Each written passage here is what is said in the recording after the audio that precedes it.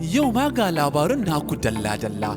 Kamar yadda Tazara News 24 ta saba kawo muku sakamakon zaben gwamnatin jihar Kogi da Imo da Bayelsa. In yau ka fara zuwa ka danna mana subscribing ka danna alamar ƙararrawa a duk sa'ilin da muka ɗora labaru za su iso gare ka.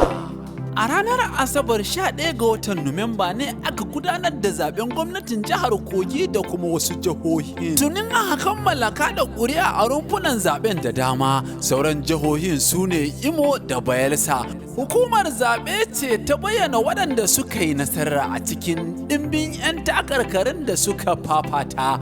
Wannan shafi ne da ke kawo muku sakamakon zaɓe yayin da ke fitowa daga hukumar zaɓe mai zaman kansa wato INEC. Sakamakon zaben jihar Kogi, jam'iyyu 18 ne suka fafata zaben gwamnan jihar Kogi wanda ake tunanin kabilanci zai taka muhimmiyar rawa a cikinsa. Manya-manyan 'yan takara uku da ake ganin fafatawa ta fi zafi tsakaninsu.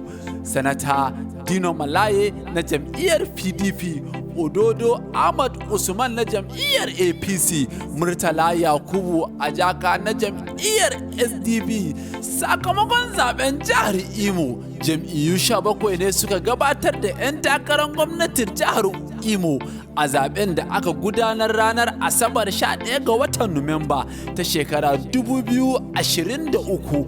Manya-manyan 'yan takarar su ne gwamna Hope Oduzuma na jam'iyyar APC, Sanata Samuel Anu na jam'iyyar PDP, Energy Achunu na jam'iyyar LP. Sakamakon zaben gwamnan jihar Bayelsa, 'yan takarar gwamnan Bayelsa na PDP da APC da kuma LP, 'yan takarar 16 ne suka fafata zaben gwamnan jihar Bayelsa na ranar Asabar 11 ga watan Nuwamba na shekara 2023. Manyan 'yan takarar zaben su ne gwamna Dune Diri na jam'iyyar PDP da Tiyam Silva na jam'iyyar APC da Odinus Idris na jam'iyyar LP.